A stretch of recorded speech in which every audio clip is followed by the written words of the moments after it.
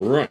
Hey, real quick. So, back to some deck construction, right? And this is my personal favorite time of any set, right? When all the new cards are up and about, and we get to just play around with a whole bunch of things and try and truly understand how it all pieces together. Although, again, LSS does a fairly decent job of helping us along, right? There's some fairly good articles for all three High Seas heroes, but today we're looking at Puffin, and I have not looked at the articles yet, but Puffin, Crankin, Poly, and Gold, right? So the general shtick is you want to hit 2 cranks a turn to draw a card as Puffin. This means that you're sort of recouping for putting out items, right? And these items come in the form of either cogs or just general mechanologist items, since we have a whole plethora of things that do crank. However, Puffin herself is unique because she is a pirate mech, and this mechanic in its totality, especially focusing on cogs, doesn't center around boosting, which means we're not locked into the general deck construction that we normally have when it comes to mech. So this does open up a few things, but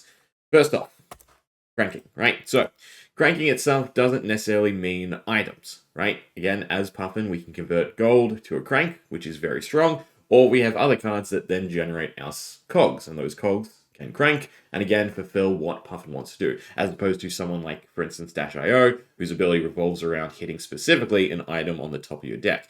So, why this is really impactful is because cards like Sunken Treasure or Loan Shark have a block value, right? And cogs or items, they don't have a block value, and that is generally the biggest weakness of any of these mechanologist builds, right? You take a whole bunch of items and you're just gutting your defensiveness, right? Because your hand is full of stuff that you can't play in any sense on your opponent's turn. So through Puffin being a pirate and having access to cards like Sunken Treasure and Loan Shark, we can both act a bit more defensively, but then also create gold to then feed into Puffin, to feed into Cranking, to feed into that extra card draw, as well as just the other good cog interactions. Along with that, we have new cards like Cogworks Workshop, and of course Cog in the Machine that also allow us to create cogs or put cogs into play, but again, have a block value attached to them. So really, really substantial that this is apparent, right? Fingers crossed, one day we get something like that for hype drivers outside of the 2-block supercell.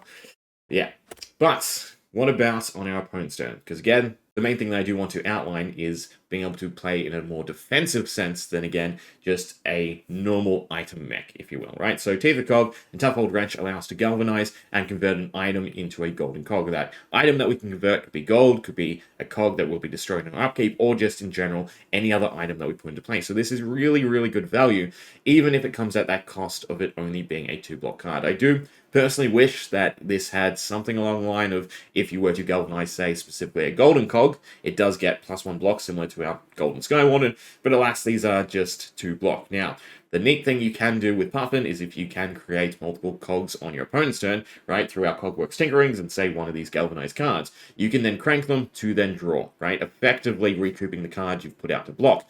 However, it does come with that hefty cost of those cogs will then be destroyed during your upkeep, which can be pretty detrimental if we're trying to maintain a certain amount of cogs to then feed into our actual attacks that want us to tap cogs. But Golden Skywarden, another card of note, right? Convert a golden cog back into gold. That gold then works with Puffin, and it also allows us to continue galvanizing if we do hit multiple golden cogs, right? So if we can go golden cog into something, or golden cog into something, making Golden Skywarden a nice way to clean up your board if you're just going to lose a whole bunch of cogs at the start of your next turn, while also offering a decent block amount, right? And then our Blue Sentry, one of my personal favorites, tap a cog you control, and of course you will have a cog that you can tap because those cogs untap at the end of your turn, right? So tap a cog you control to create a golden cog token. Again, you have the option to crank it if you are aiming for those 2 cranks in order to get that draw. Otherwise, it's just a nice 3-block card. And of course, our Tinkerings are legendary from High Seas. When it's defends, create a golden cog token. So a nice 2-block, which is really good on the arms. And then again, you can either maintain a cog for your following turn,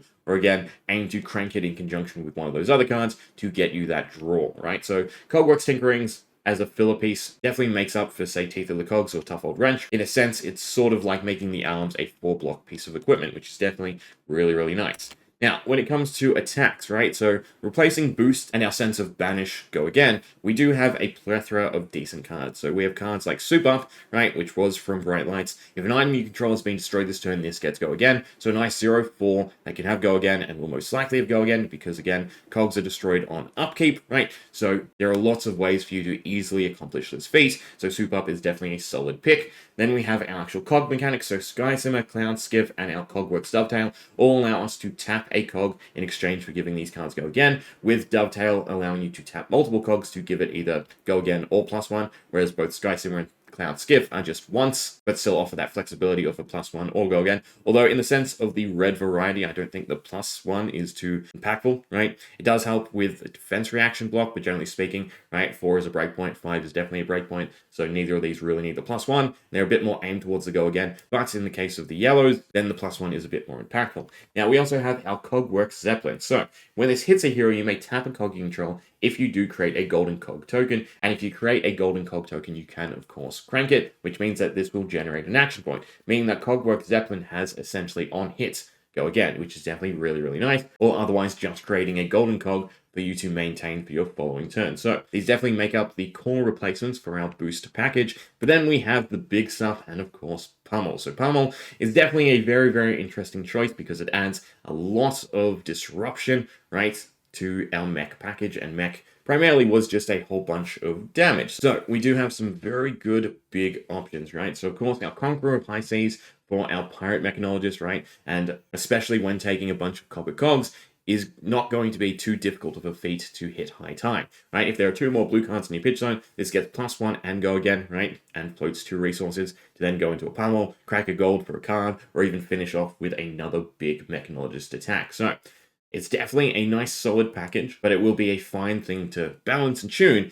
in relation to how much Go Again do we aim for? Do we continue to go wide as Mechanologist has done in the past? Or do we solely focus on the biggest side of the package now, right? Planeteer Aeronauts, thrice per turn instant, tap a cog to give it +1, and then if you activate this the 3rd time, you get to destroy defending cards, so really, really nice. A Cogworks Zeppelin, only a twice per turn, but tap a cog to give this +1, and again, that tap function to give itself Go Again, right? So either Conqueror or Cogworks Zeppelin to then go into another big card is definitely really, really nice. Or even Conqueror, Cogworks Zeppelin into Pistol, for instance, would also be a really, really nice turn. Our Jolly Bludger, tap to give it overpower, making it quite the nice hitter with Pummel. And then again, thrice per turn instant, tap a cog to give this +1. So they all have really flexible stat lines through that tap a cog to help it get over your opponent's block.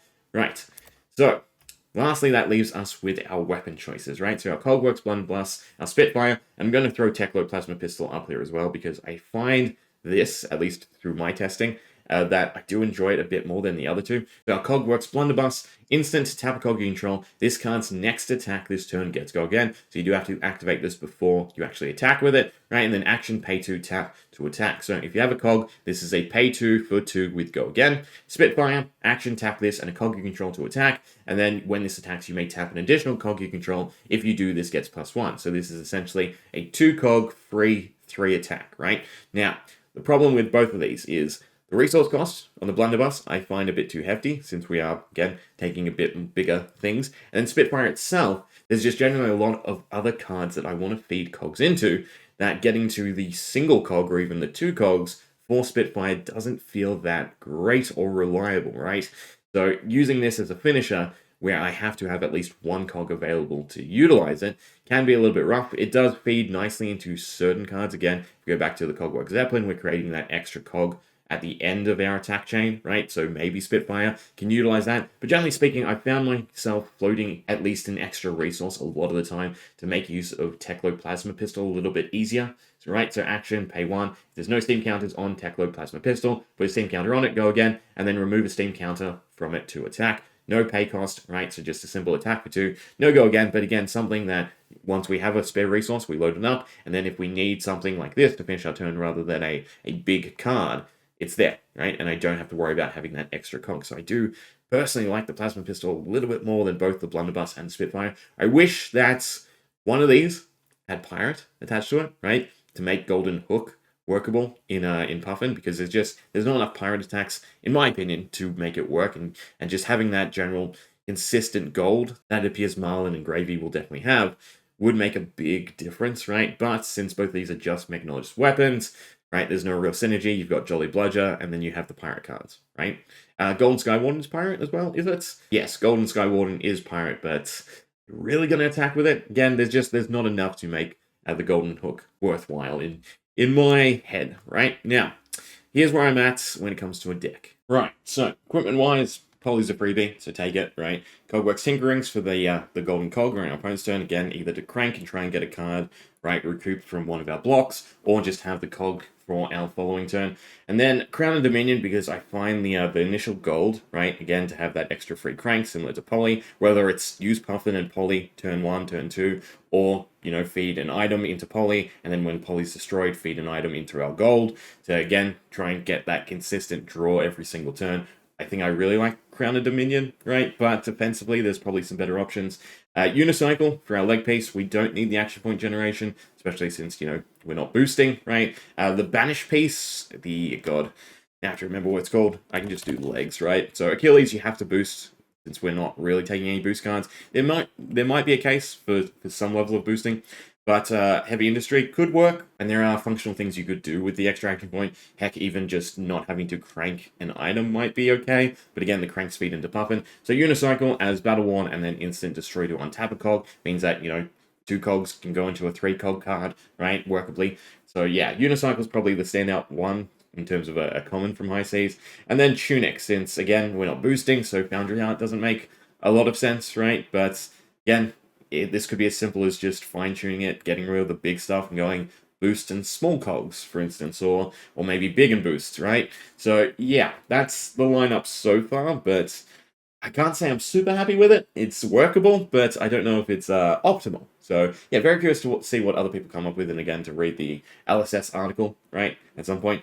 As for the deck, we'll skim past the actual main cards, and we'll go straight to the items. So, again, we have our cogs, but then we have our block generating cog crank card, right? So be it creating gold or creating golden cog for us to crank. So Loan Shark being a 3 block, again, feeds us 2 turns of using Puffin to create golden cogs. Cog Machine creates 2 cogs.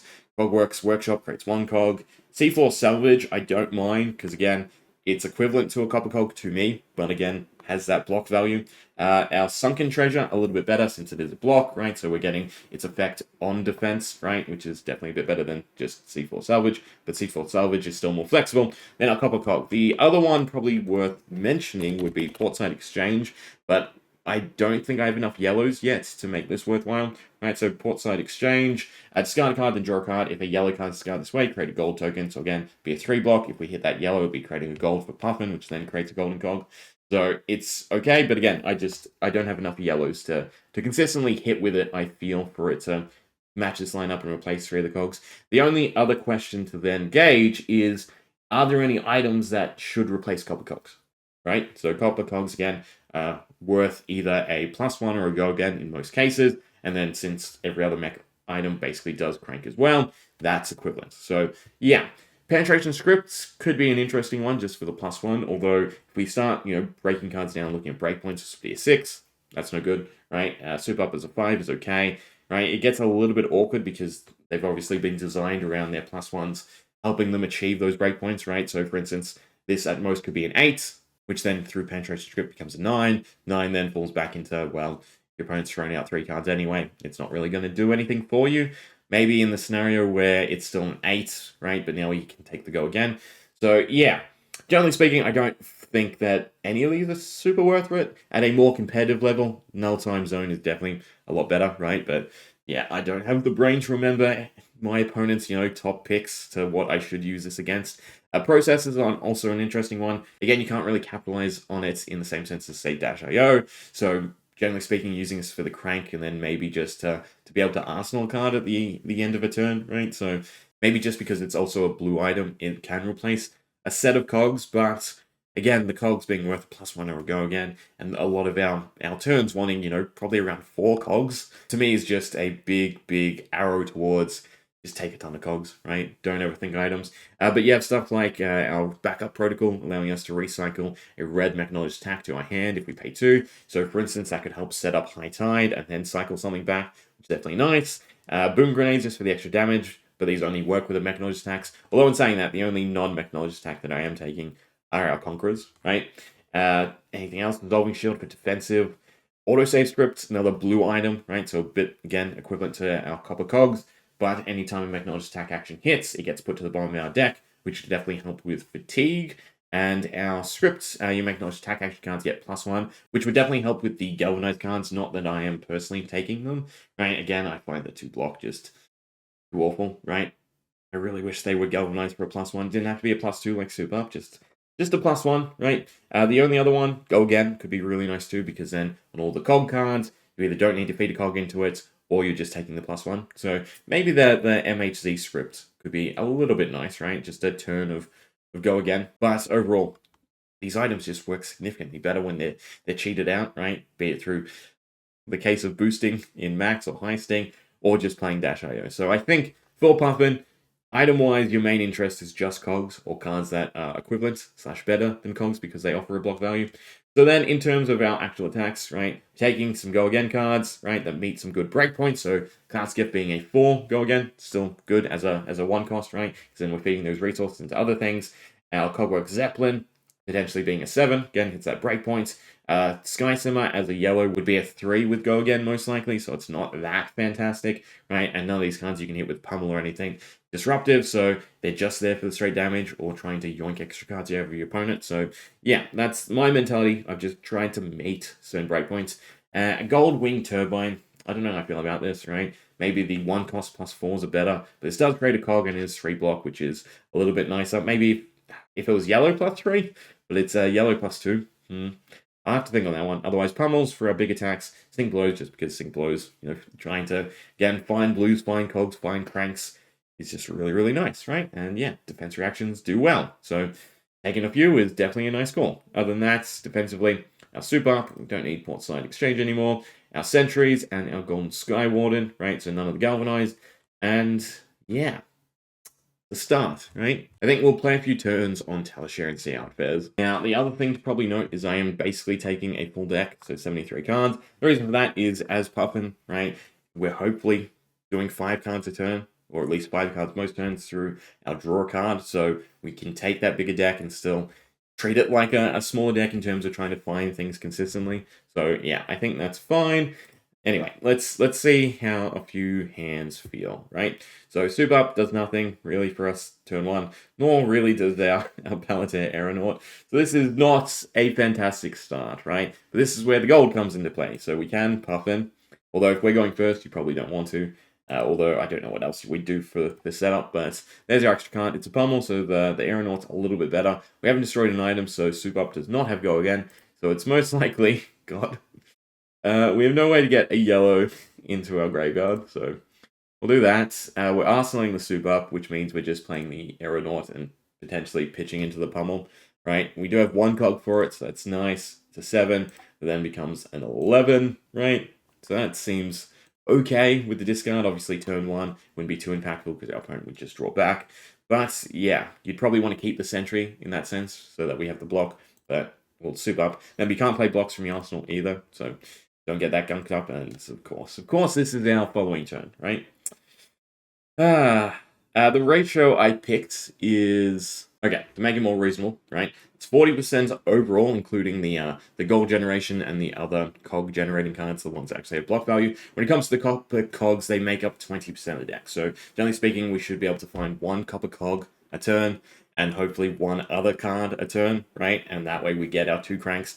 But obviously this is just the epitome of why items are bad. So yeah, it's a little rough, right? If we had saved the Palantir, this would have been really nice, having a whole bunch of tap. We have the charge for the Plasma Pistols, that's kind of okay. I guess it's Loan Shark, and we'd want to cycle in this scenario with the Copper Cogs instead. Conqueror is fine, since we have the pitch as well, right? So it would be Crank, and then I guess Puffin for the other one. And that would be our draw, right? Of course, it's another Copper Cog, so I should have spent the gold. Oh, God. So then we can go Super Up for a 4, into our Conquerors for an 8. And I should put a Cog into play first, I suppose. Right? Yeah. Copper Cog. Crank it. I know we've had I could have cycled it, probably Arsenal to better card.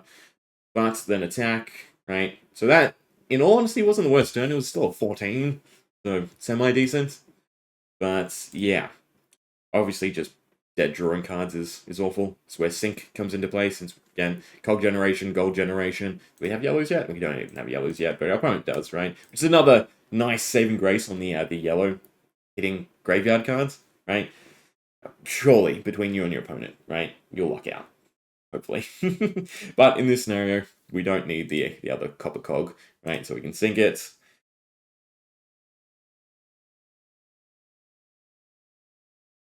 Go play Gravy. But this will be fun to fine tune. We'll leave it there. Hope you enjoyed.